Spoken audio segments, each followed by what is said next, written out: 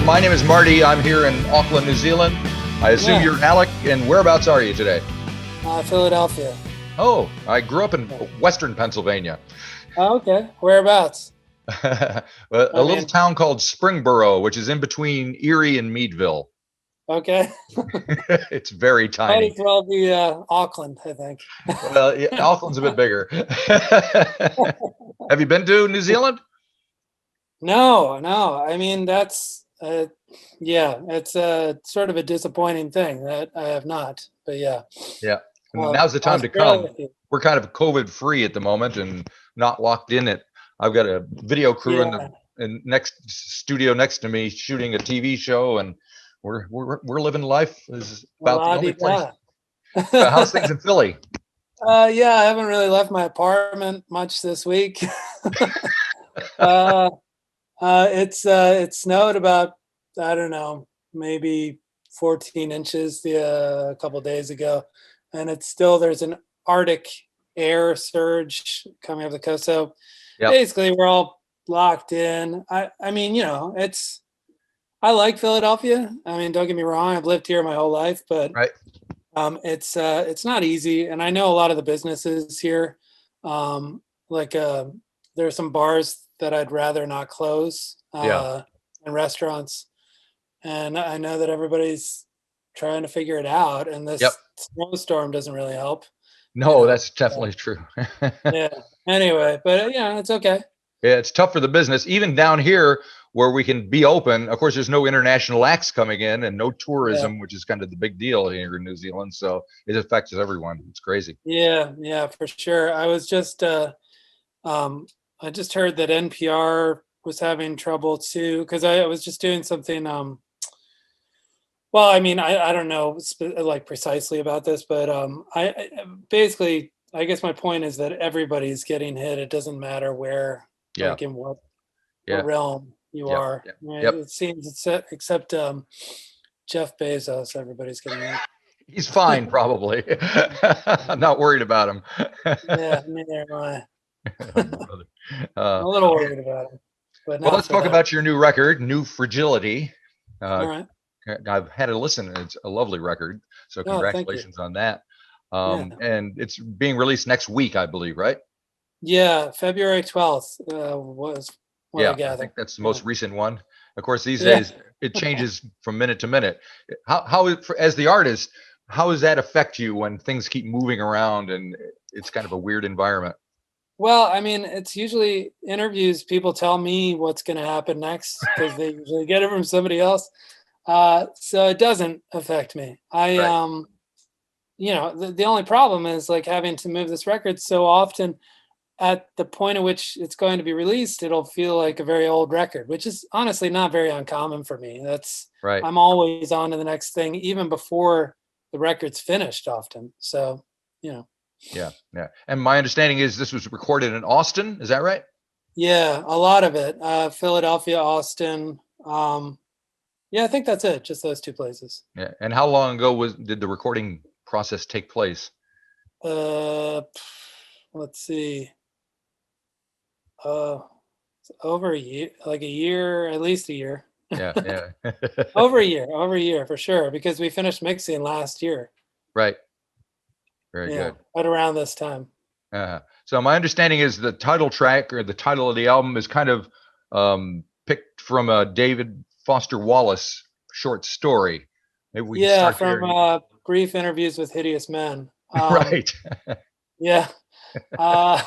And that has nothing to do with it. I mean, that collection of stories made an impression on me and his writing when I was around 18 or 19. Right. A first impression. And I think that was my introduction to him. It was Brief Interviews with Hideous Men. It didn't come from that long ago, but I don't know, for whatever reason, I was reading David Foster Wallace again. And I thought that is a pretty perfect phrase for what I wanted to convey on this. Right. So. Right. And there's some kind of political overtones to some of the songwriting. And of course, I assume the songs were written well in advance of everything that happened last year and the beginning of this year. So yeah. I mean, it's ongoing. It's an ongoing issue.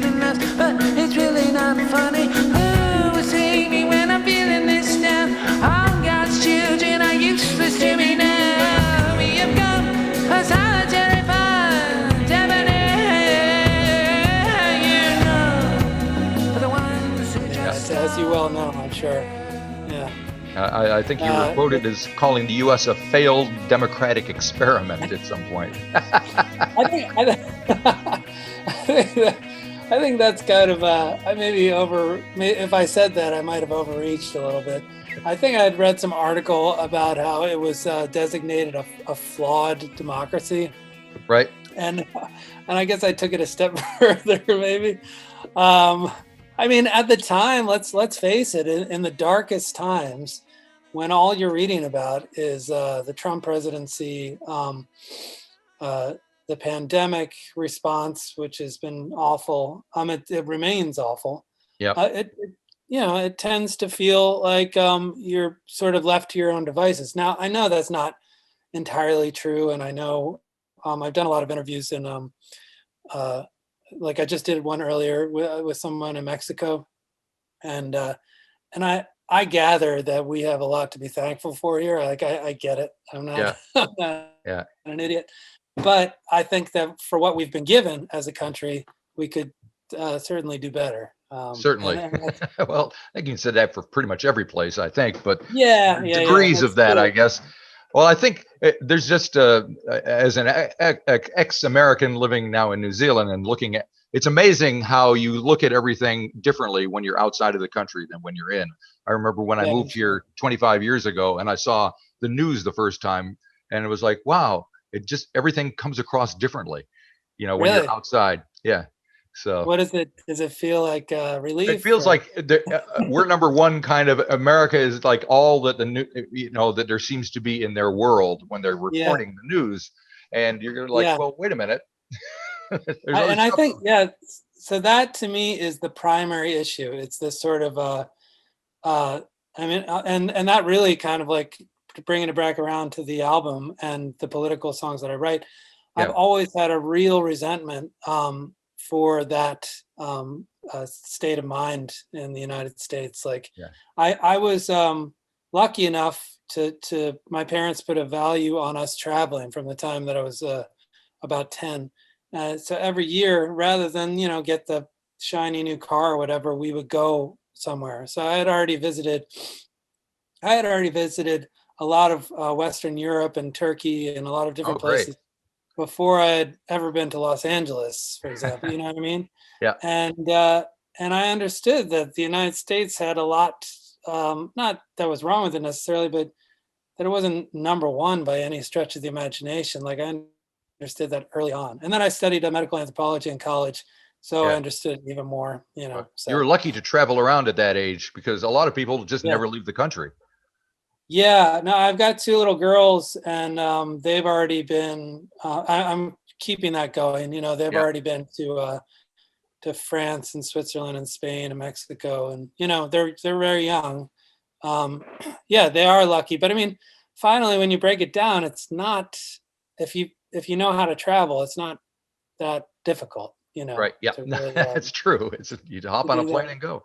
as far as like a financial, you can figure out a way to make it work financially. Sure. You can. Yeah.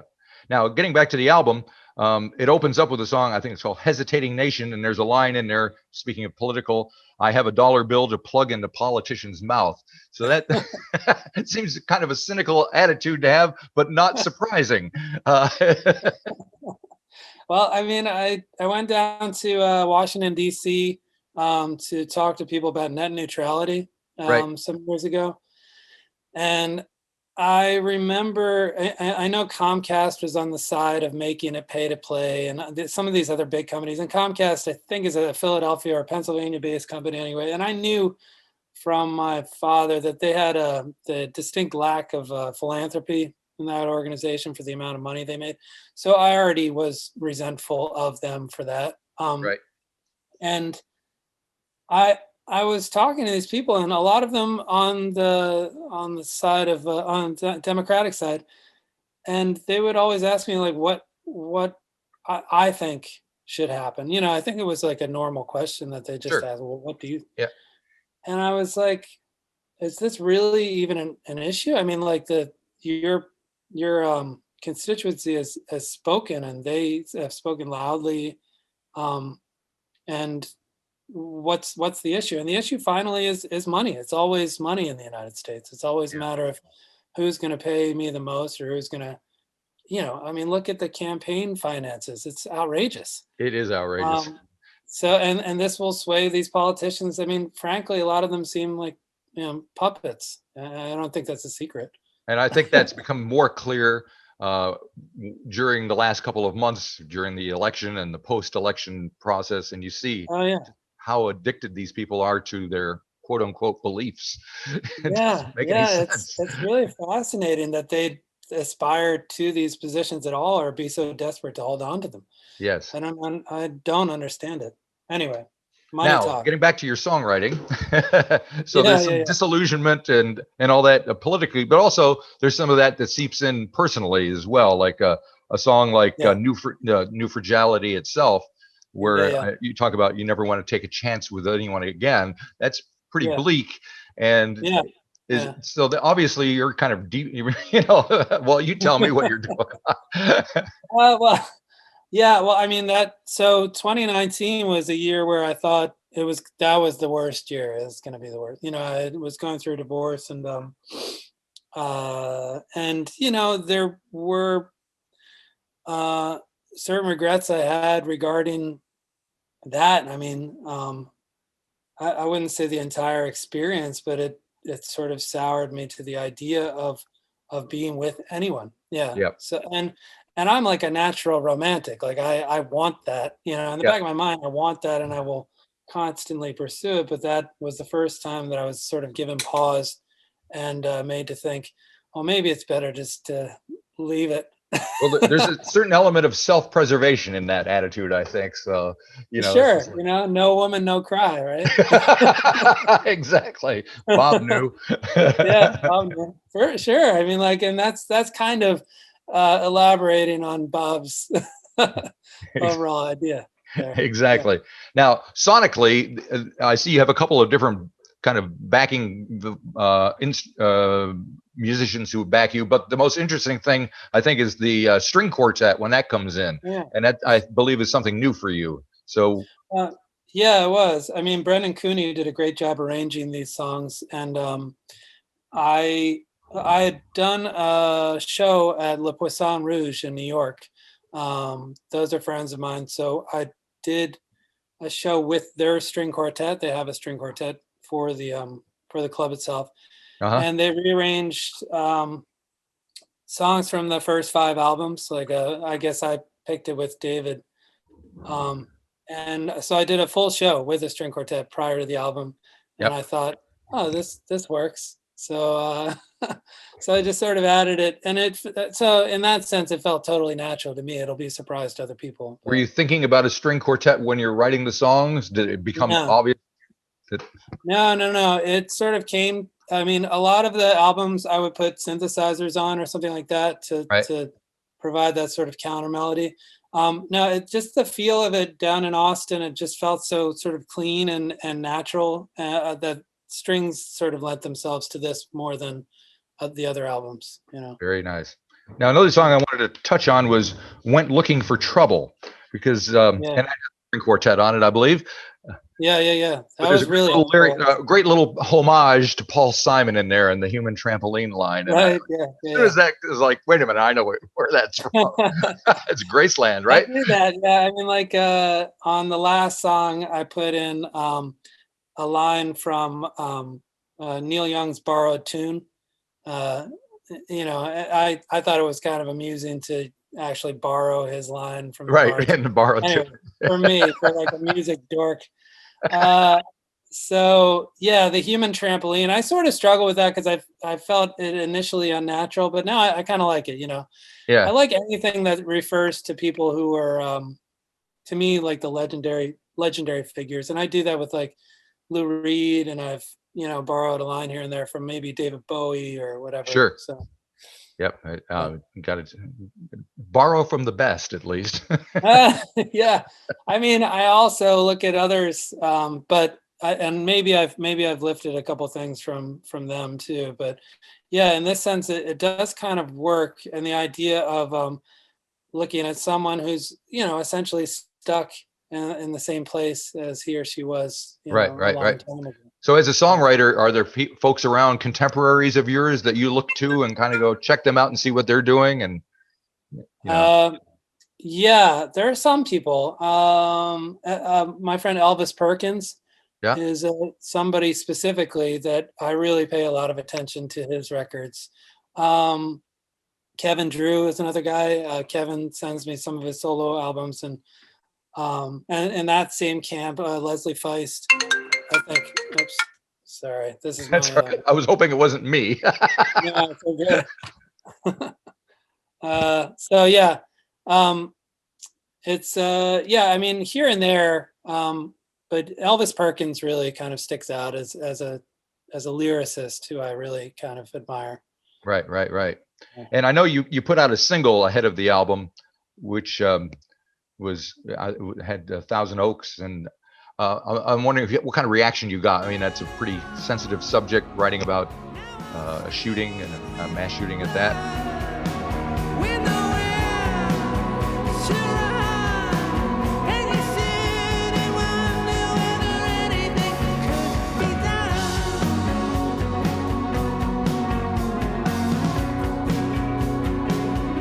I mean, I feel like some people understood what it was.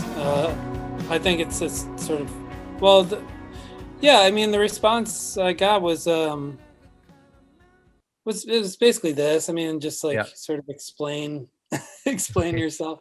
Right.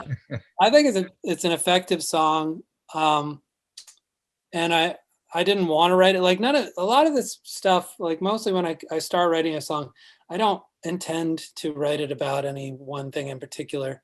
Right. But it's in reaction to an event, and this happened to be in reaction to an interview. A woman named Susan Orphanos, she lost her son at Thousand Oaks, and it was really terrible to know this, and to have kids myself, and to see her struggling with the idea of just nothing being done to Right. to help. And what she called for at the end of this interview was gun control. Yeah. And I thought, after Sandy Hook, we don't Yep. do anything. Are you kidding me? And that Thousand Oaks will be a shooting that just becomes normalized because only 13 people died. Are you Yeah. kidding? It's so. And Anyway. see, that's one of the things that once you leave the States and look out, you go, why is this even an issue? Why can't they see what's wrong? But obviously, there's all sorts of stuff going on. Anyway, there's money. There's a lot of money. Yeah, there's money.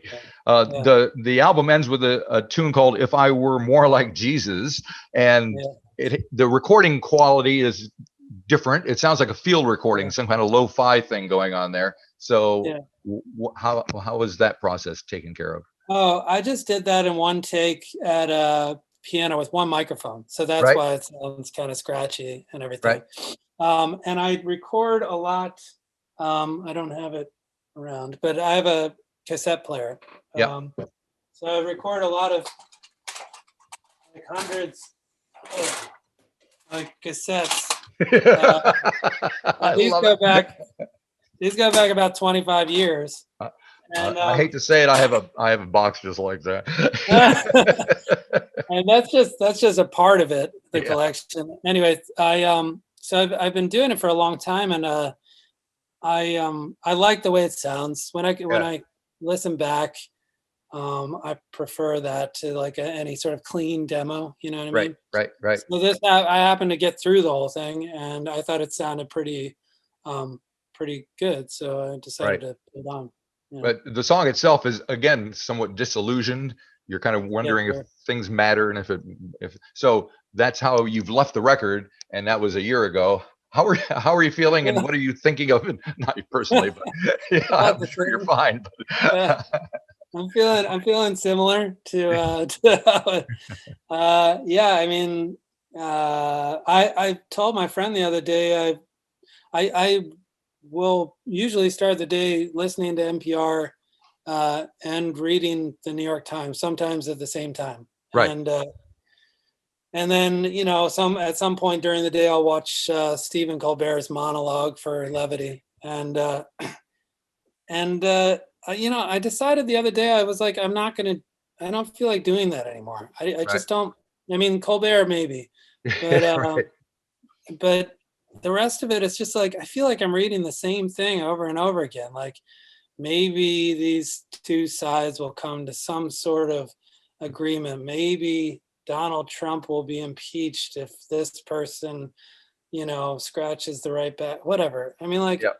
I'm just sort of sick of it. I mean, like, Yeah. I can be properly informed, I guess, but I feel like 90% of the stuff that I read there, I might as well not know. It doesn't matter to me. You know Yeah. what I Yeah. mean? Yeah. Have you been writing music? Have you been writing songs? Oh yeah, yeah. So that's what I've been doing instead. Yeah. Good idea. Yeah. That's what It's we like to good. I hear. mean, I feel like I need to step away from that and the bitterness will maybe subside slightly. Yeah, that's a good Yeah, thing. And hopefully some point you can actually play your songs in front of people.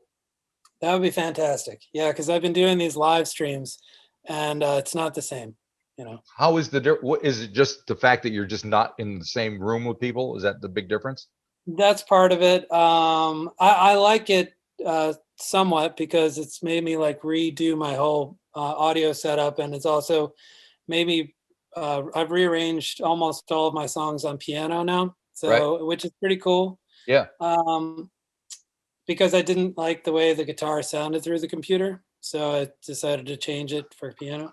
So that's good. But no, I mean I really like the back and forth from Yeah. Yeah. people. And I Yeah. never liked playing really big shows for that reason as well. Like if we played for more than 5,000 people, I felt at a great distance. I Yeah. like the shows where people are right in my face, you know what I Yep. mean? So Well, come down to New Zealand if you get a chance. We'll be yeah. in your face. Yeah, I would love to. Yes, please. Highly Yeah. recommended. But well, Yeah. thank you for taking time to talk to me. I really Oh appreciate it. yeah, my Love the pleasure. record. Yeah. Think it's fantastic. Oh, Hope it thank does you. well. Make another Yeah, one soon. I will. Yeah. All All right. right. Thanks a lot. Thanks Thank for you. having me. All Bye right. bye. Take care.